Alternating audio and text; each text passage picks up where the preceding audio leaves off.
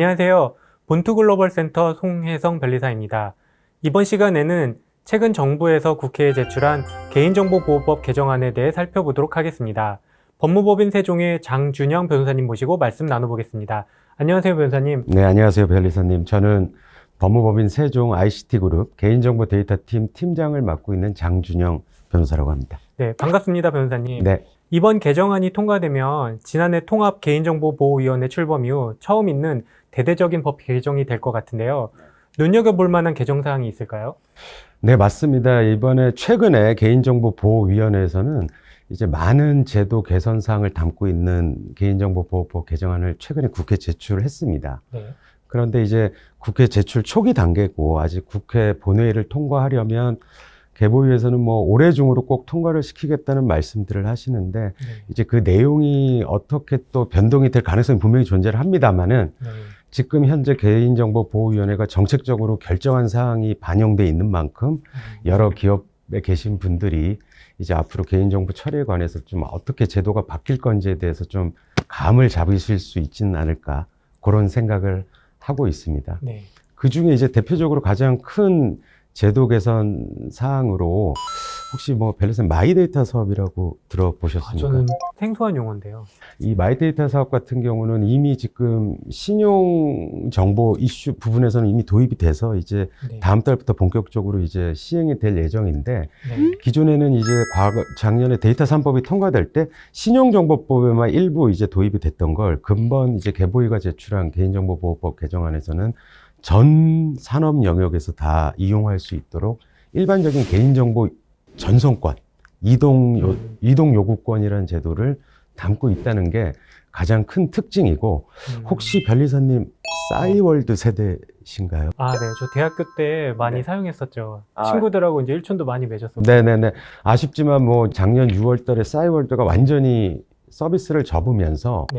그때 당시 싸이월드를 한창 이용하던 그런 이용자가 거기에 게시했던 글이라든지 사진, 동영상 같은 것들이 이제 좀 파기될 위기에 처했었습니다. 네. 그런데 이제 이 부분 같은 경우 이제 어떤 서비스를 이용하는 이용자가 자신이 어떤 사업자에 대해서 제공했던 무슨 사진이라든지 여러 가지 개인 정보들을 이제 되찾을 수 있거나 자기가 원하는 다른 서비스에 이제 이전해야 된다라는 목소리가 컸고 그게 이제 마이데이터의 핵심, 개인정보 전송 요구권의 핵심이고 그런 거 이제 그 내용이 이번 개인정보보호법 개정안에 반영이 됐다는데 가장 큰 특징이 있습니다. 아, 그런 특징이 있군요. 네. 그럼 이용자가 개인정보 전송 요구권을 행사한다면 자신의 개인정보를 돌려받을 수 있다고 볼 수 있나요? 네, 그 개인정보 전송 요구권 같은 경우 이제 싸이월드 사례 가장 직접적으로 적용될 거냐 아직까지는 법이 통과되고 하위 법령 시행령들이 또 만들어져야 되는 상황에서 이제 단언하기는 어렵습니다만은 아까도 말씀드렸지만 이미 네. 이제 신용정보보호법에서는 이미 마이데이터 사업 개인 신용정보 전송 요구권이 도입이 됐고 네. 그래서 이제 이 부분이 이제 일반 모든 산업 영역으로 확대된다라는 점에 이제 그 의미가 있어서 앞으로 이제 법이 통과되고 시행령이 어떻게 만들어지는지에 따라서 우리가 제2의 싸이월드 같은 사태가 발생했을 때 나의 개인정보가 안전하게 다른 서비스를 제공하는 사업자 쪽으로 그대로 이전될 수 있냐 없냐 그게 이제 결정이 될 거라고 생각이 듭니다. 그리고 이제 의료 분야에서 이미 지금 뭐 법은 통과되지 않았지만 이 건강의료 정보에 대해서 마이헬스웨이라는 정책 방안을 보건복지부하고 이제 대통령 직속 제4차 산업혁명위원회에서 발표를 한 적이 있습니다. 네. 그러니까 이 부분 같은 경우는 이제 물론 제도화되진 않았지만 환자, 이용자의 자율적인 동의를 기반으로 지금 이제 어떻게 보면 마이데이터에서 가장 활성화가 될 영역이라고 예상하는 것 중에 하나가 의료 분야고. 아, 헬스케어 분야. 네네네. 왜냐하면 내가 여러 병원을 다니는데 각 병원에서 이제 나의 그런 진료 기록들 이 부분을 뭐 매번 병원에 가서 이제 사본을 열람해서 그걸 다른 병원에 가져가는 그런 불편함을 매우 불편하죠. 네, 그런 것들을 이제 개인정보 전송 요구권이 도입이 되고 의료 분야에 대해서까지 직접적으로 적용이 된다고 한다면 이제 우리 이용자 특히 환자 입장에서 상당히 편리해질 수 있는 그런 요소가 존재한다고 말씀드릴 수 있을 것입니다. 네, 그렇군요. 혹시 다른 개정 사항에는 어떤 것이 있을까요? 이 마이데이터 이슈 외에 이제 좀 우리 기업들 입장에서 눈여겨볼 수 있는 사항이 한 가지 더 존재를 한다고 말씀드리면, 네. 뭐 아시다시피 우리나라 개인정보보호 법체계가 EU의 GDPR하고 상당히 유사하게 사전에 정보 주체에 많은 컨트롤을 할 수 있는 사전 동의라든지 그런 여러 가지 제한을 두고 있다라고 평가가 분류가 되고 있습니다. 그래서 이제 이런 부분에 있어서 우리 본투 글로벌 관련 우리 기업들 입장에서도 일일이 이제 개인정보를 처리, 수집, 이용할 때 이용자의 동의를 조금 엄격한 절차에 따라서 받아야 된다는 부담을 분명히 갖고 계셨고, 이미 뭐 잘 이제 수집, 이용하고 계셨겠지만, 이런 부담은 있을 거라고 생각이 되는데, 이번에 이제 서비스를 제공함에 있어서 가장 필수적인 정보, 그 이용자의 그 개인정보가 없으면 그 해당 사업자가 이제 제공하고자 하는 그 서비스의 본질적 기능을 제공할 수 없는 그런 필수 정보라고 합니다. 네. 그 필수 정보 같은 경우는 별도의 사전 동의 없이 수집 이용할 수 있도록 그렇게 제도가 개선됐다는 게 상당히 큰 의미가 있습니다.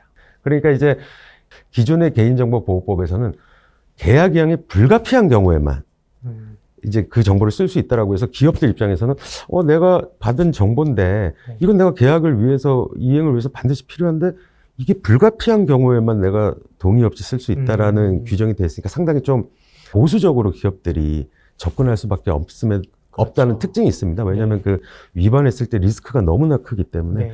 그런데 이제 이런 불가피하게라는 용어를 이번에 삭제를 했습니다.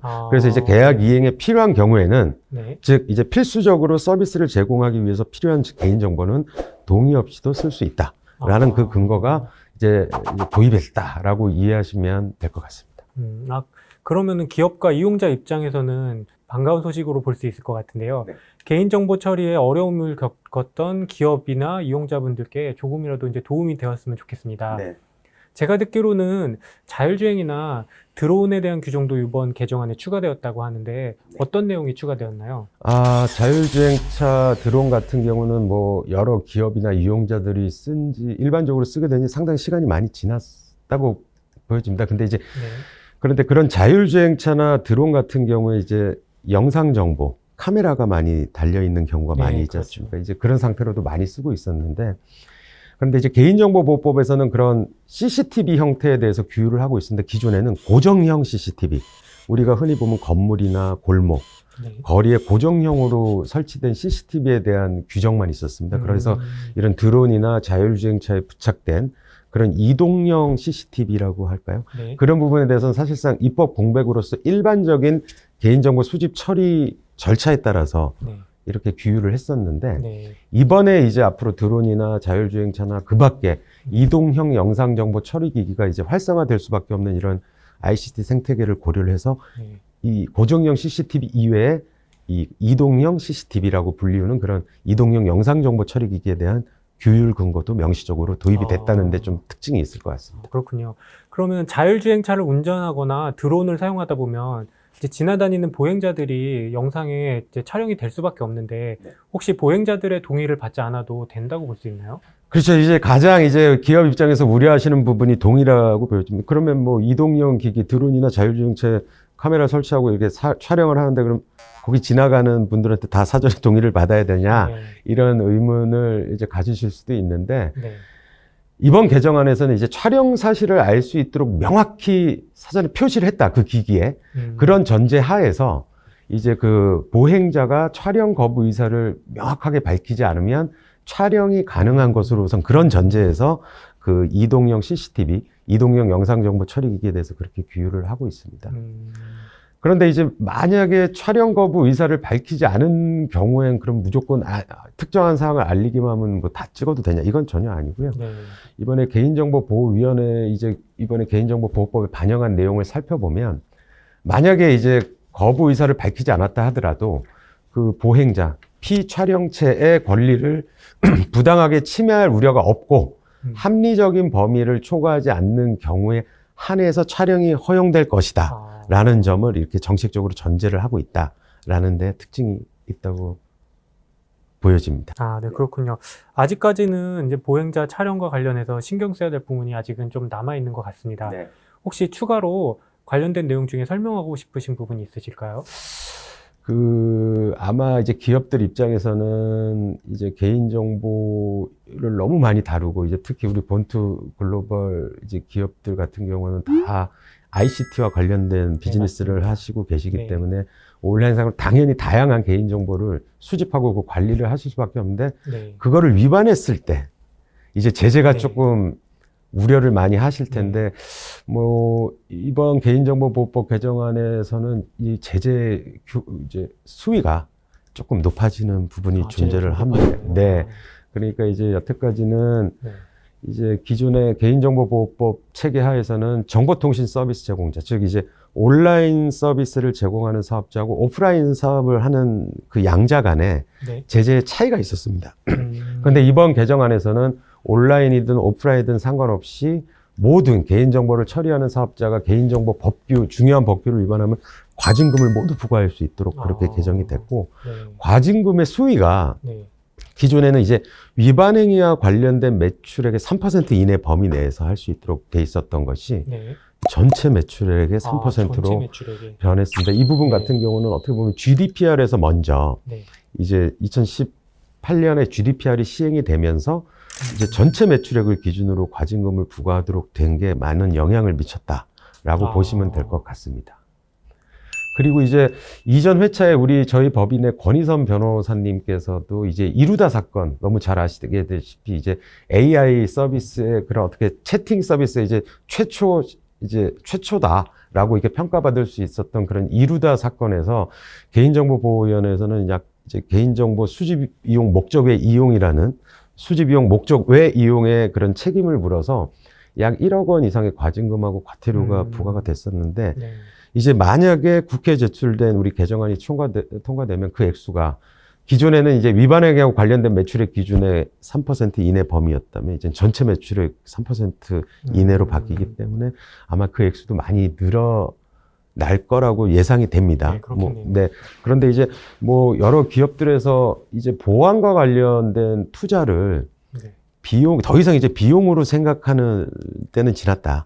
즉 이제 하나의 투자. 이용자한테 더 나은 서비스를 제공하고 더 나은 수익을 창출할 수 있는 하나의 기본적인 투자 요소로 이제 본격적으로 이제 생각하셔야 되지 않을까라는 생각을 하고 있습니다. 네. 말씀 들어보니까 제재 수위가 높아진 만큼 개정법에 더 많은 관심을 가져야 될 것 같은데요. 네. 마무리 말씀으로 이번 개인정보보호법 개정안의 의의나 시사점이 어디 있다고 보시나요?